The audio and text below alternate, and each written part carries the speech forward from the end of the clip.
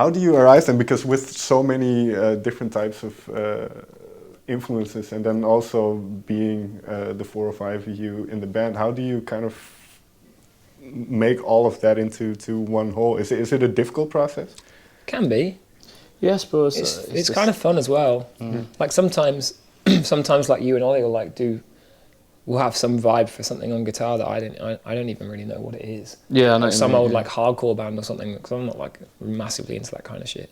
And probably vice versa. Yeah. So yeah, it helps having quite an eclectic what's the word? Taste, really. Taste, yeah. like, because like John says, there's stuff that he listens to that I've never ever heard, and I don't even know how I'd find it, because you kind of have to like know who they are to hear them. Yeah. It's so like niche.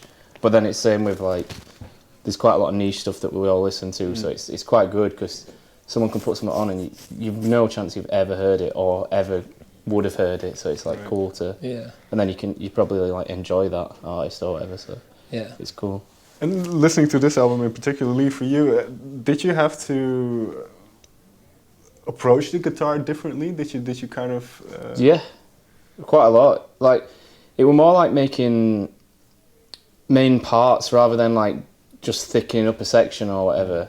I mean, there is stuff like that where there's parts where you don't even know it's a guitar, because we made it sound like a synth and stuff. So like, but like on In the Dark and stuff, it's a main guitar part, but it's not just a heavy riff and stuff. But it's like, so it's totally different to what we've done before on some songs. And there's no chords, is there really? There's no like big thick, like there's just like the chorus and mantra and stuff. But like, on the That's the Spirit, it were kind of always like choruses, full band strumming. Do you know what I mean, and stuff like that. And then the verses, it's just different, and I just tried to go with what the song was like. If it didn't need a guitar part, it didn't need a guitar part, and it's fine, to be fair. Like, if it sounds better without it, there's no point in just trying to put something on there for your ego or anything like that. But is that a difficult thing to do? And I suppose you've been a band for quite a while, and so it might not be, but to kind of let that go, let them do everything for the sake of the song.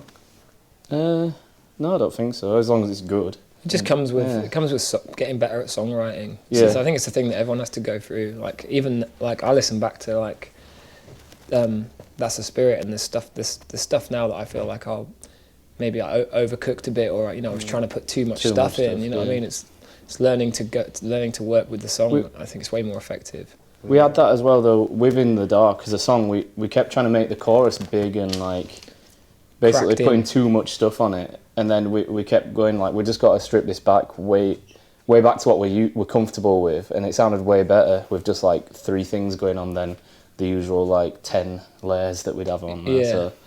So that's like a learning curve for us, because we've never done that on a chorus of a song before. You always want it, you think you always want it to be sonically like massive compared to the verse and that, but yeah. In that sense, because that's very interesting. Having made this album, have you found something out about your own songwriting and where you want to go? 100%, yeah, definitely. I think we've probably learned more about, become better songwriters, I think, and we've learnt more about it, and maybe we've got more confident. That's another thing that between these 2 albums, I think on That's the Spirit, we really were quite structured. Yeah. And I think we were a bit, maybe in hindsight, like a little bit afraid to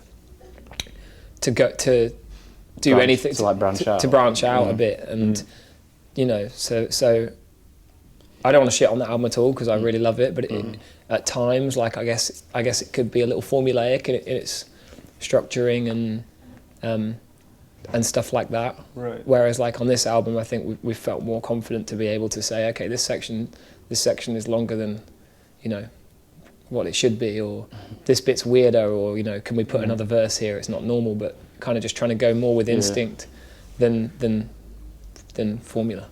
Well, that's an interesting point, because again, especially sonically, I think Amo is very much a departure from what you've done before. Yeah. So in that sense, what gave rise to that confidence to kind of go in with both feet and just do it?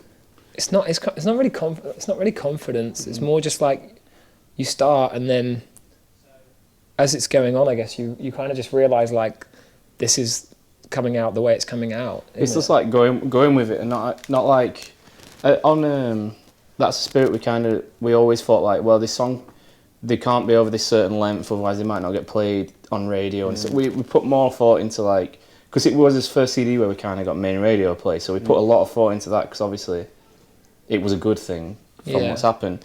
But on this one more so, we had songs that could go on the radio done, and then it was kind of like, you can kind of just go off and do something else if you've got enough of them kinds of songs as well. Yeah. It would just more like, I don't know the word, like freelance, just to go with it. Yeah, freestyle, yeah. I think the confidence probably comes from... It sounded good. From the fact that we just liked it.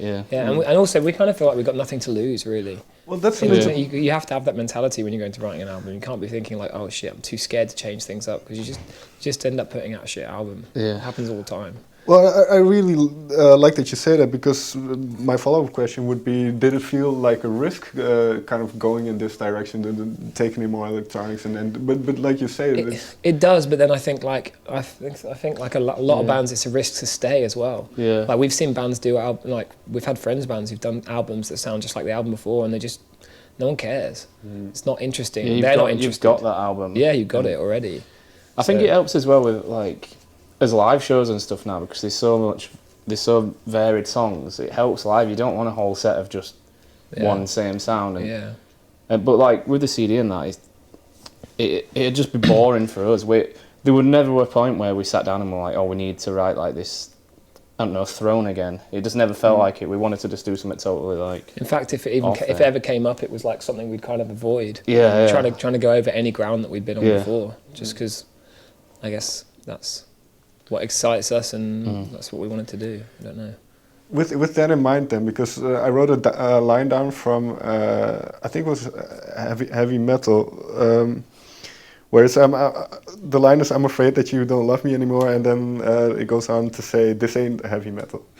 So, were you anticipating in a way how people might react? Not really. I guess it's more just... You know that, I mean, people just want to shit on stuff anyway, so you know that people are going to say stuff like that. Yeah. So that song's being sarcastic at that, do you know what I mean? Yeah, it's kind of tongue-in-cheek. Yeah. Piss take, really, yeah. You know it's going to happen. Yeah, but we have that anyway, don't we? Yeah. Anyway, so it's like... But yeah, I was going to say that being a part of a successful band, I suppose that side of it is inevitable. But in the creative process, is the audience in your mind at all? Do you wonder what people might... I suppose you have to think about it a little bit, that someone's going to like it, otherwise it's kind of pointless. But like, it is more for, if we think it's good, like there's never really a point where we're like, we'd do something not liking it just because we think the crowd would like it, or like our old school fans would like it and stuff.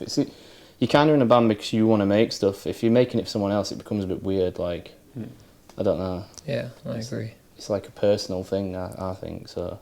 We think about how the songs are going to connect with people. Yeah. So like that's in our mind. It's like people are going to buzz off this, but it's more based on whether we're liking it. Yeah. And then it's like I can see someone else listening to this and liking it. Yeah. Kind of thing.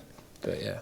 Finally, then you kind of mentioned how some of the lyrics kind of are driven by the music underneath it, and then that Ollie writes them based on the music.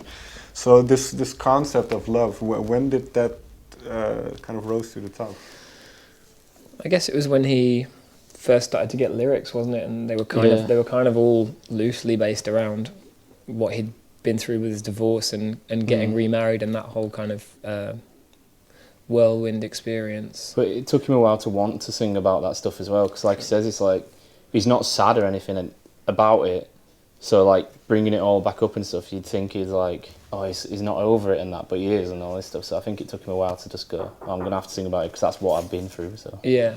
So I think, after that, I guess it kind of became the theme of the whole album and all the things around. But it's cool when he gets a theme. He does it every so often, like on That's the Spirit, and that when he comes up with like a theme, it's exciting for us because we're like, it gives you like a direction and stuff. So. Yeah, it's kind of a how do you say, a reciprocal. Reciprocal thing. Yeah, it just starts to like you start to drive the whole thing forward once he starts to get the bit between his teeth with the lyrics and stuff. So yeah. All right, gentlemen, thank you very much for your time. No worries. Cheers, mate. Thank you.